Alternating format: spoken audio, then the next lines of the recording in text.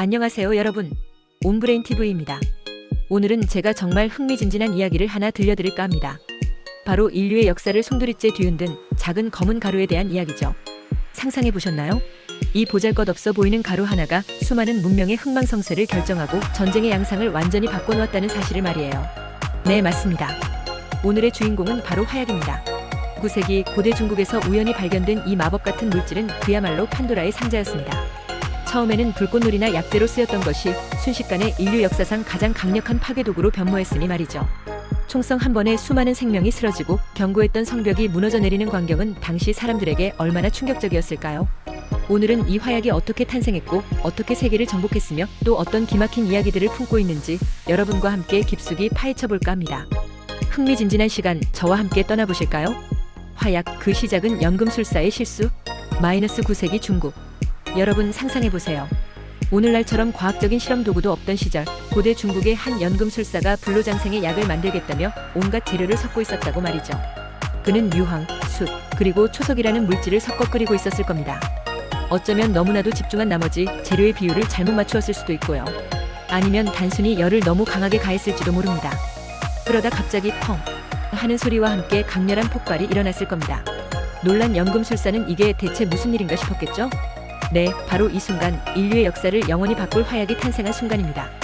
믿기지 않겠지만 화약은 이렇게 우연한 사고 혹은 연금술 실험 과정에서의 실수로 인해 발견되었다고 전해집니다. 정확히는 9세기경 당나라 시대에 처음 기록되었다고 알려져 있습니다. 처음에는 불꽃약이라는 의미로 불리며 주로 불꽃놀이나 마법 같은 연극 효과에 사용되었다고 해요. 생각해보면 참 아이러니하죠? 파괴를 위한 무기가 아닌 사람들을 즐겁게 하는 용도로 처음 쓰였다는 사실이 말이에요. 하지만 사람들은 곧 이 검은 가루가 가진 엄청난 잠재력을 깨닫기 시작했습니다. 그들은 불꽃을 뿜어내는 이 가루가 단순한 오락거리를 넘어 전쟁에서 엄청난 위력을 발휘할 수 있음을 직감한 거죠.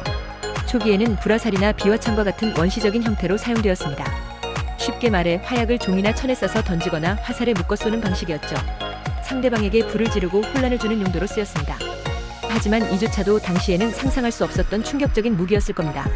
화약의 발명은 단순히 새로운 물질의 등장이 아니라 인류가 자연의 힘을 인위적으로 통제하고 파괴력을 극대화할 수 있다는 가능성을 보여준 첫걸음이었다는 점에서 매우 중요합니다. 이 작은 가루 하나가 앞으로 펼쳐질 수많은 전쟁과 문명의 진화를 예고했던 셈이죠. 과연 이 검은 가루는 어떻게 중국을 넘어 전 세계로 퍼져나갔을까요? 검은 가루, 대륙을 넘어 세계로 퍼지다 몽골 제국과 유럽의 만남. 화약이 중국에서 발명된 것은 맞지만 이 강력한 물질이 전 세계로 퍼져나가게 된 데에는 몽골 제국의 역할이 지대했습니다. 징기스칸과 그의 후예들이 세운 몽골 제국은 역사상 가장 광대한 제국을 건설했죠. 그들은 정복 전쟁을 통해 동서양의 문물을 활발하게 교류시켰습니다. 그리고 이 교류의 한가운데에 바로 화약이 있었습니다. 몽골군은 중국을 침략하면서 화약 무기의 위력을 직접 경험했습니다. 그리고 그들은 이 놀라운 기술을 빠르게 습득하고 자신들의 정복 전쟁에 적극적으로 활용하기 시작했습니다. 상상해보세요. 유럽의 기사들이 단단한 갑옷을 입고 칼과 창으로 싸우던 시절 몽골 기병들이 화염을 뿜어내는 병기를 들고 나타났으니 얼마나 충격적이었겠어요? 몽골군은 서방 원정길에 오르면서 화약 기술을 중동과 유럽으로 전파했습니다. 특히 13세기 중반 몽골군이 바그다드를 함락시킬 때 화약 무기를 사용했다는 기록은 매우 유명합니다. 이슬람 세계의 학자들은 화약의 제조법을 연구하고 이를 더욱 발전시켜 다양한 형태의 화약 무기를 만들어냈습니다. 그리고 이 기술은 다시 중동을 통해 유럽으로 흘러들어갔습니다. 유럽인들은 처음에는 화약을 마법과 같은 신비한 물질로 여겼을 겁니다. 하지만 곧 그들이 가진 군사적 잠재력을 깨닫고 경쟁적으로 화약 무기 개발에 뛰어들었죠. 14세기 초반에는 유럽에서도 화약과 관련된 기록이 등장하기 시작합니다. 최초의 대포가 이때쯤 유럽의 모습을 드러내기 시작했다고 합니다. 상상해보세요. 커다란 쇳덩어리가 굉음과 함께 날아가 성벽을 부수는 모습이라니. 이것은 그야말로 전쟁의 패러다임을 바꾼 혁명적인 사건이었습니다. 견고했던 중세의 성벽들은 더 이상 안전하지 않았고 기사들의 용맹함만으로는 전쟁에서 승리할 수 없는 시대가 도래했음을 알리는 신호탄이었죠. 몽골 제국이 의도했든 의도하지 않았든 그들의 광대한 정복 활동은 화약이라는 치명적인 기술을 전 세계로 확산시키는 결정적인 계기가 되었습니다. 이제 화약은 더 이상 동양의 전유물이 아니었습니다. 전 세계가 이 검은 가루의 힘에 매료되어 새로운 전쟁의 시대를 열 준비를 하고 있었던 거죠. 화약 기술이 전파되면서 인류의 역사는 어떤 방향으로 흘러갔을까요? 총성의 시대 개막, 화약 무기의 혁명적인 발전. 화약이 유럽에 도달한 후 그 발전 속도는 가히 폭발적이었습니다. 유럽 각국의 군주들은 더 강력하고 효율적인 화약 무기를 개발하기 위해 엄청난 자원과 노력을 쏟아부었죠. 이것은 단순한 경쟁을 넘어선 말 그대로 화약 무기 혁명의 시작이었습니다. 가장 먼저 눈에 띄게 발전한 것은 바로 대포였습니다. 초기 대포는 투박하고 다루기 힘들었지만 시간이 지나면서 점점 더 정교하고 강력해졌습니다. 구경이 커지고 사거리가 길어졌으며 파괴력 또한 상상을 초월할 정도로 증대되었죠. 이제 성벽은 더 이상 난공불락의 요새가 아니었습니다. 대포의 포격 한 번에 견고했던 성벽이 무너져 내리는 모습은 적군에게 엄청난 심리적 압박감을 주었을 겁니다. 이로 인해 유럽의 군사 건축 양식 또한 변화하기 시작했습니다. 높고 얇은 성벽 대신 낮고 두꺼운 성벽, 즉 별 모양 요새와 같은 형태로 바뀌어 대포의 공격에 더 잘 견딜 수 있게 된 것이죠. 대포와 함께 발전한 또 하나의 중요한 화약 무기는 바로 개인 화기, 즉 총이었습니다. 처음에는 핸드 캐논이라고 불리던 투박한 형태였지만 점차 아키버스 AR-QEBUS와 머스킷 머스컷으로 진화했습니다. 이 총들은 재장전 시간이 길고 명중률이 낮다는 단점이 있었지만 숙련된 궁수가 활을 쏘는 것보다 훨씬 적은 훈련으로도 강력한 살상력을 발휘할 수 있었습니다. 생각해보세요. 수십 년을 훈련해야 겨우 숙련될 수 있는 궁수 대신 몇 달만 훈련해도 총을 쏠 수 있는 병사들을 대량으로 양성할 수 있게 된 겁니다. 이것은 군대의 규모와 구성에 엄청난 변화를 가져왔습니다. 이제 전쟁은 소수의 귀족 기사나 정예 병사들만의 전유물이 아니었습니다. 대규모의 보병대가 총을 들고 전장을 지배하는 시대가 열린 것이죠. 16세기 중반부터 17세기까지 이어진 유럽의 종교. 전쟁과 30년 전쟁은 화약 무기의 위력을 여실히 보여준 사례입니다. 이 시기에 총과 대포는 전장의 주역이 되었고 전술과 전략 또한 이에 맞춰 완전히 새롭게 정립되었습니다. 병사들은 정교한 대형을 갖추고 일제 사격을 퍼부었으며 포병대는 전장의 양상을 한순간에 바꿔놓는 역할을 했습니다. 화약 무기의 발전은 단순히 무기의 성능 향상을 넘어 사회 전체에 지대한 영향을 미쳤습니다. 전쟁의 비용이 천문학적으로 늘어나면서 국가의 재정 시스템이 바뀌었고 대규모 상비군의 필요성으로 인해 중앙 집권적인 근대 국가가 형성되는 데에도 영향을 주었습니다. 말 그대로 화약이 역사의 흐름을 완전히 바꿔놓은 셈이죠. 그렇다면 이 강력한 검은 가루는 인류 문명에 어떤 더 깊은 흔적을 남겼을까요? 화약이 바꾼 세상 마이너스 정치, 사회, 경제적 파급 효과. 화약은 단순히 전쟁의 도구를 넘어 인류 문명의 근간을 뒤흔든 진정한 게임 체인저였습니다. 화약이 세상에 등장한 이후 정치, 사회, 경제 모든 면에서 상상 이상의 변화가 일어났죠. 정치적 변화, 강력한 중앙 집권 국가의 탄생. 중세시대에는 봉건 영주들이 각자의 성을 기반으로 막강한 권력을 휘둘렀습니다. 그러나 대포가 등장하면서 이 모든 것이 뒤바뀌었죠. 아무리 견고한 성벽이라도 대포 앞에서는 무용지물이 되어버렸으니까요. 생각해보세요. 예전에는 수년이 걸리던 성 함락이 대포 덕분에 몇 주, 아니 며칠 만에 가능해졌다면 이것은 왕이나 황제와 같은 중앙 권력이 지방의 봉건 세력을 제압하고 통일된 국가를 건설하는 데 결정적인 역할을 했습니다. 대포와 총을 대량으로 생산하고 유지하려면 막대한 비용이 필요했습니다. 이런 비용을 감당할 수 있는 것은 오직 강력한 재정 능력을 가진 중앙정부뿐이었죠. 따라서 화약 무기는 중앙 집권적인 근대 국가가 형성되는데 필수적인 요소가 되었습니다. 국왕들은 더 이상 봉건 영주들의 군사력에 의존할 필요가 없었고 자신들의 군대를 직접 양성하고 통제할 수 있게 되었으니까요. 이 과정에서 세금을 더 효율적으로 걷고 관료제를 정비하는 등 국가 시스템 전반에 걸친 개혁이 이루어졌습니다. 이런 변화는 유럽뿐만 아니라 오스만 제국, 무굴 제국, 청나라 등에서도 유사하게 나타났습니다. 이들을 화약 제국 건파우더 엠파이어즈이라고 부르는 이유도 바로 여기에 있습니다. 사회적 변화 기사 계급의 몰락과 보병의 부상. 중세 유럽 사회에서 가장 중요한 군사 계급은 바로 기사였습니다. 그들은 높은 훈련을 받고 값비싼 갑옷과 말을 갖춘 소수의 정예 전사들이었죠. 하지만 화약 무기가 등장하면서 기사들의 시대는 저물기 시작했습니다. 아무리 튼튼한 갑옷이라도 총알 한 방에는 속수무책이었고 용맹함만으로는 총알 세례를 막을 수 없었으니까요.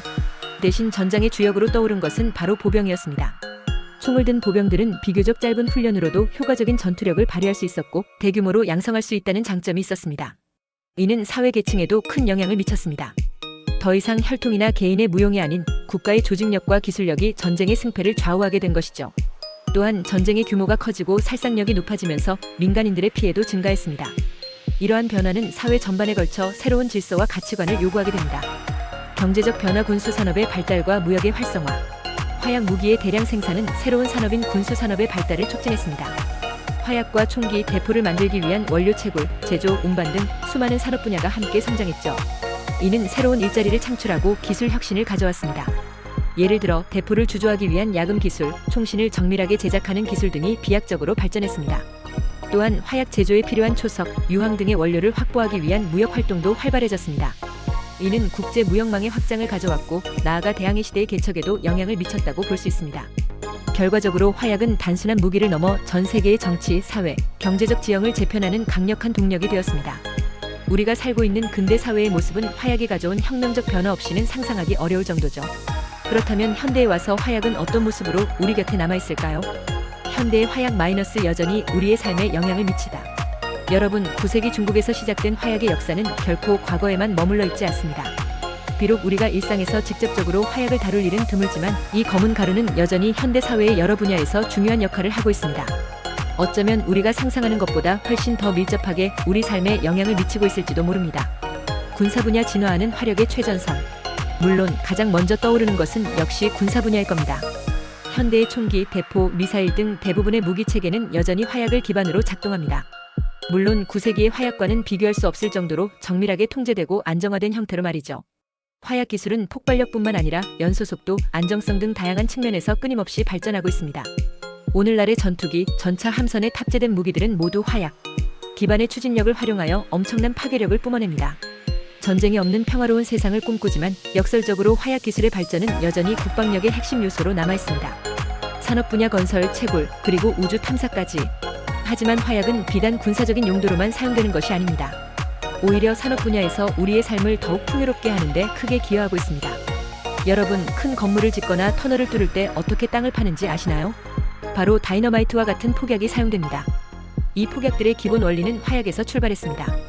바위산을 깎아 도로를 내고 광산에서 귀한 자원들을 채굴하며 거대한 댐을 건설하는 등 인류의 문명을 발전시키는데 화약의 폭발력은 필수적인 요소로 활용됩니다. 생각해보세요. 만약 화약이 없었다면 우리가 지금처럼 빠르고 효율적으로 토목공사를 진행할 수 있었을까요? 아마 불가능했을 겁니다. 또 하나 놀라운 사실은 화약이 우주 탐사에도 사용된다는 것입니다. 로켓 발사 시 추진체의 점화나 분리 과정에서 폭발력이 필요한 경우가 있는데 이때 정밀하게 제어된 화약 기술이 활용되기도 합니다. 우리가 우주선을 쏘아 올리고 미지의 세계를 탐험하는 데에도 화약이 알게 모르게 기여하고 있는 셈이죠. 일상 속의 화약 자동차 에어백과 소화기. 어쩌면 가장 놀라운 사실은 화약 기술이 우리의 일상생활에도 스며들어 있다는 점입니다. 대표적인 예가 바로 자동차 에어백입니다. 사고가 났을 때 에어백이 순식간에 부풀어 올라 운전자와 승객을 보호하는 것을 보셨을 겁니다. 이 에어백을 작동시키는 원리 중 하나가 바로 아주 소량의 화약, 정확히는 화약의 원리를 이용한 가스 발생기이 순간적으로 연소하여 가스를 발생시키는 것입니다. 놀랍지 않나요? 우리의 안전을 지켜주는 첨단 장치에 화약의 원리가 숨어 있다니. 또한 소화기에도 화약의 원리가 적용된 경우가 있습니다. 일부 소화기는 내부에 압축된 가스를 분출시키는데 화약과 유사한 반응을 이용하기도 합니다. 이처럼 화약은 더 이상 단순히 무서운 폭발물이라는 이미지를 넘어 인류 문명의 발전과 안전을 위해 다양한 형태로 진화하며 사용되고 있습니다. 물론 여전히 강력한 힘을 가진 물질이기에 철저한 통제와 안전관리가 필수적이지만 말이죠. 과거에는 전쟁의 도구였던 화약이 이제는 우리의 삶을 편리하고 안전하게 만드는 데 기여하고 있다는 사실이 참으로 흥미롭지 않나요? 하지만 화약이 가져온 변화는 긍정적인 면만 있었던 것은 아닙니다. 영광과 비극의 이면 마이너스 화약에 대한 인류의 성찰. 지금까지 우리는 화약이 인류 역사에 가져온 혁명적인 변화와 그 긍정적인 영향을 살펴보았습니다. 하지만 동전의 양면처럼 화약은 인류에게 끝없는 고통과 비극을 안겨주기도 했습니다. 어쩌면 화약의 역사는 인류가 가진 이중성을 가장 극명하게 보여주는 사례일지도 모릅니다. 파괴와 살상의 그림자. 화약의 등장은 전쟁의 규모와 살상력을 전례 없이 증대시켰습니다. 과거에는 칼과 창으로 직접 부딪히며 싸우던 근접전이 주를 이루었다면 이제는 멀리서도 적을 공격하고 대량 살상을 할 수 있게 된 것이죠. 총성이 울리고 포탄이 장렬하는 전장은 그야말로 아비규환이었을 겁니다.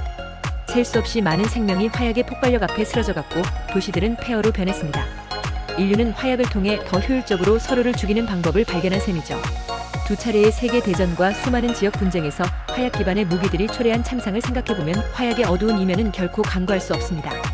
수백만 명의 희생자, 난민 발생, 도시 파괴 등 화약은 인류에게 지울 수 없는 상처를 남겼습니다. 군비 경쟁과 제국주의의 도구. 화약 무기의 발전은 국가 간의 군비 경쟁을 촉발했습니다. 더 강력한 무기를 가진 국가가 우위를 점할 수 있었기에 각국은 막대한 자원을 쏟아부어 무기 개발에 매달렸죠. 이러한 군비 경쟁은 불안정한 국제관계를 조성하고 결국 대규모 전쟁으로 이어지는 악순환을 만들기도 했습니다. 또한 화약 무기는 서구 열강들이 아시아, 아프리카 등 비유럽 지역을 식민지화하는 제국주의의 강력한 도구로 활용되었습니다. 화약 무기로 무장한 서구 군대는 전통적인 무기를 가진 현지 세력들을 압도했고 이는 비유럽 국가들의 주권을 침탈하고 자원을 약탈하는 데 결정적인 역할을 했습니다. 이처럼 화약은 힘의 불균형을 심화시키고 약소국을 억압하는 수단이 되기도 했습니다. 인류의 성찰 과학기술의 책임. 화약의 역사는 우리에게 중요한 질문을 던집니다. 과학기술의 발전은 과연 인류에게 항상 이로운가? 화약은 분명 인류 문명의 발전에 기여했지만 동시에 가장 큰 파괴력을 가진 존재가 되었습니다. 이는 과학기술이 양날의 검과 같다는 것을 여실히 보여줍니다. 기술 자체는 선하지도 악하지도 않지만 그것을 사용하는 인간의 의지와 목적에 따라 엄청난 선을 행할 수도 혹은 돌이킬 수 없는 악을 저지를 수도 있다는 것이죠. 우리는 화약의 역사를 통해 기술 발전이 가져올 수 있는 잠재적인 위험을 항상 인지하고 그것을 어떻게 통제하고 활용해야 할지에 대한 끊임없는 성찰이 필요합니다. 화약은 과거의 유물이 아닙니다. 그것은 여전히 우리 주변에 존재하며 우리가 어떤 선택을 하느냐에 따라 인류에게 축복이 될 수도 혹은 재앙이 될 수도 있습니다. 평화로운 세상을 만들기 위해 우리는 화약이 가르쳐준 교훈을 잊지 말고 끊임없이 노력해야 할 것입니다. 오늘 제가 준비한 이야기는 여기까지입니다. 여러분은 화약의 역사에 대해 어떻게 생각하시나요? 댓글로 여러분의 생각을 남겨주세요. 다음 시간에도 흥미로운 이야기로 찾아오겠습니다. 안녕.